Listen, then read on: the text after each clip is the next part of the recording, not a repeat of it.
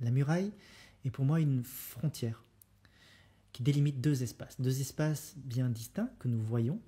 Un espace dans lequel nous sommes, donc c'est un espace confortable, c'est un espace de confort, dans lequel nous avons nos habitudes, et cet espace inconnu qui nous intrigue, qui nous pousse à être curieux, ou pas.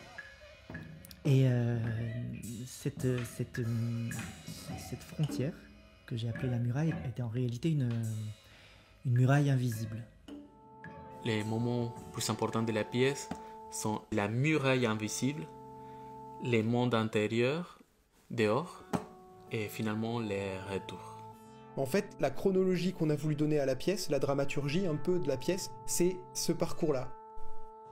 Au début, on est à l'extérieur de la muraille, et on a cette consigne de contourner la muraille, quoi. Ensuite, deuxième partie, on est la personne à l'intérieur.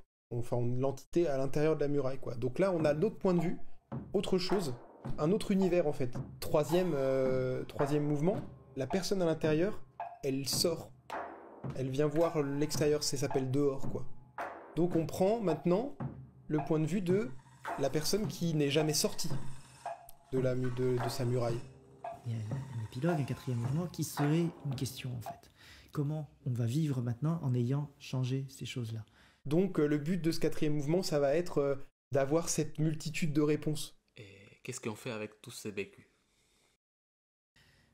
J'ai voulu travailler avec Enrico Pediconi, tous les trois, Rémi, et mettre un peu de nous dans la pièce. Les 7 musiciens des personnes très très forts. forts. On découvre un groupe qui a une histoire énorme, c'est 40 ans. Nous allons exploiter le travail autour des instruments électroniques,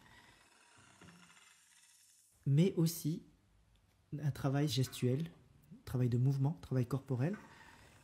Et je ne sais pas à quel moment, je pense que c'était Christian qui a pris un des contrôleurs et a commencé à chanter, à faire du ska et à bouger, et vraiment essayer à fond cet outil et vraiment essayer de découvrir comment ça fonctionnait et comment il pouvait contrôler les sons. Et voilà, et c'était le départ. Lui, il s'était lancé et 30 secondes après, il y avait 8-9 musiciens dans la salle en train d'improviser et en train de toucher tout. Et avec les différents contrôleurs, les instruments ont changé. Je sais pas, je pense qu'on a improvisé 40 minutes sans s'arrêter. Nous avons passé plus d'1 an à imaginer des choses, écrire des choses, échanger. On est surpris. C'est C'est comme sur un trajet pour aller quelque part, Également. d'un point A à un point B. C'est ça dont Par j'attends exemple, Asma, Mathieu, le Dominique, plus de cette Christian, on choisit un trajet. partagé. On veut aller le plus vite possible, le trajet le plus court, mais des fois il y a des endroits qu'on choisit de contourner. J'espère vraiment Parce que ça nous évoque le spectacle quelque chose qui nous fait sera peur, apprécié. quelque chose, ou alors il y a un traumatisme à cet endroit-là, quelque chose qu'on Et veut plus revivre, qu'on veut plus revoir. pour pouvoir encore passer du temps Et pourtant, ensemble, il y a plein de choses. échanger et faire évoluer cette relation que nous avons avec les percussions de Tréfort.